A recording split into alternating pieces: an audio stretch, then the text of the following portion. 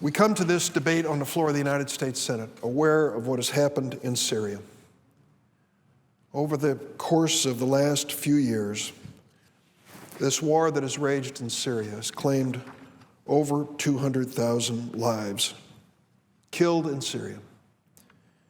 Half of Syria's 23 million people have been forced out of their homes, half of them. I have a friend in Chicago. He's an extraordinary man. His name is Dr. Mohammed Salul. He's a practicing doctor, well-respected, came to the United States as an immigrant, and now has an established medical practice. His family is from Syria, the Hamas section of Syria. He feels so strongly about the war that is killing these innocent people in Syria that Dr. Mohammed Salul literally risks his life every few months to go to Syria and to treat the victims of that war and violence. His wife, Suzanne Salul, works with the Syrian refugees who come to Chicago. The two of them have made this a personal commitment to Syria, which was the birthplace of their parents. Dr. Salul returns from his visits to Syria and asks to meet me regularly. And I always say yes. As painful as it is, I sat there, as I did yesterday, at a restaurant in downtown Chicago, as Dr. Salul brought out his iPad and went through the photos, one after the other, of the children that he treated in Syria, the victims of barrel bombs by President Assad, the victims now of Russian bombing, children. He goes to communities where people are literally starving to death in the year 2016 in Syria. And he shows me their emaciated bodies until I turn away. I can't look at it anymore. I say to my colleagues in the Senate who follow this debate and know what we're voting on, the Syrian crisis we face today, I would argue, is the most serious humanitarian crisis of our time. What is happening to these people is unimaginable. A few months ago, I joined several of my colleagues and we went to Greece, to an island called Lesvos. This is the stopping point. Once the Syrian refugees have gone through Turkey, they cross a span of 8 to 10 miles of the Aegean Sea, and they do it in these plastic rafts. They put more passengers in those rafts than should be in there because the smugglers are getting paid 1,000 to 2,000 euros, that's about $2,000 plus, for each one of the refugees they can cram into these boats. And they push them off from the shore in Turkey and point them toward that island of Lesvos. There are babies in those boats. The passengers wear life jackets that you're familiar with. What do the babies wear? You couldn't put a baby in a life jacket. Well, I saw what they wore.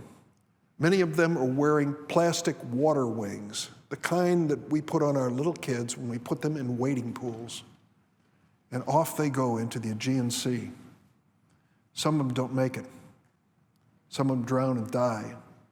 What would cause a family to pick up and risk their lives to spend $2,000 per person to take this deadly journey? It's because they know that they're desperate and they need a place to be safe. It is that basic. And so the president has said the United States will accept some of these refugees. 10,000 was the number he said. And, of course, each one of them has to go through a lengthy background check, asking all these important questions before they're allowed to come into our country. 10,000. We know that there are millions displaced, and we know that that number continues to grow. Isn't it ironic? 10,000. The same number that Senator Wagner of New York asked for when it came to Jewish children in Germany. The president has asked for the same number when it comes to Syrian refugees. But sadly for these refugees and many others, they couldn't have picked a worse time to try to come to the United States of America. Because frankly, we are engaged in a presidential campaign where many strong statements have been made about these Syrian refugees. It is hard for me to remember what I saw on the island of Lesbos with these families with children and to square that with the descriptions that I've heard from many, calling them terrorists in training. It couldn't be further from the truth. And so this afternoon at 2:30 on the Senate floor, we will be asked to vote on a measure relative to the Syrian refugees. Let's call it for what it is. This is an effort to stop any Syrian refugee from coming to the United States, regardless, whether it's a mother and a child, regardless. Because what it says is that before they can be allowed to come to the United States, you have to have the personal signature, the personal certification of the Secretary of Homeland Security, the Director of the Federal Bureau of Investigation, and the Director of the Bureau of National Intelligence. That is physically impossible. To ask the Director of the FBI, who has the responsibility of monitoring FBI activities all across the nation and around the world, to literally sit down and sign 100 personal certifications a day that would bring us to this goal. It's not designed to make us safer. It's designed to stop Syrian refugees from coming to the United States. Madam President, I know we're living in a dangerous time in this world. I want us to do everything that is thoughtful and sensible and everything possible to protect the American people from any possibility of terrorism.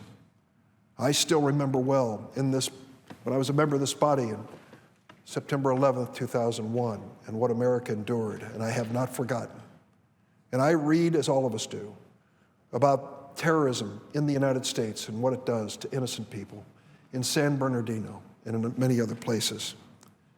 But to exclude Syrian and Iraqi refugees and to say that we are just not going to allow any of them to come in or put them through a standard of proof that we know makes it next to impossible is unfair and inconsistent with the values of the United States. I made a point of meeting these Syrian refugees who've made it here and their families. I've invited my governor in my state of Illinois and my colleagues to do the same. Get beyond the screaming rhetoric of the presidential campaign and sit down and listen to their stories, and you will realize that these are people who are desperate, who are looking just for an opportunity to be safe. Yesterday, a number of them came to my office.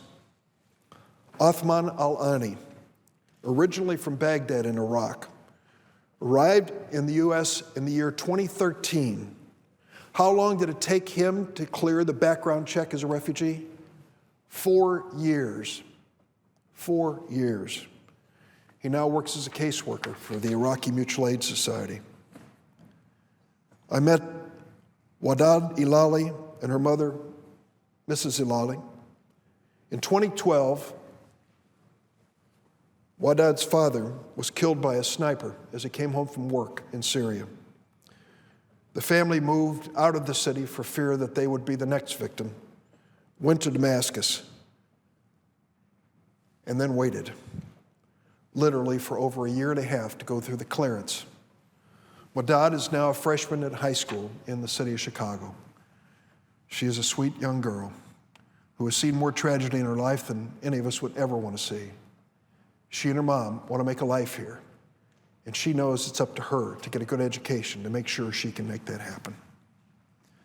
Mariala Shakir, an incredible story of a young girl who was growing up in the Homs section of Syria, whose parents were afraid that she was going to die from the bombing that was taking place. She applied and was accepted to go to a downstate college in Illinois, Monmouth College. She is a master violinist, a prodigy. She completed her degree there and now is at DePaul University working on a master's degree in music. An amazing young woman. Terrorist? No. Just a young woman looking for safety and a future. The stories go on and on.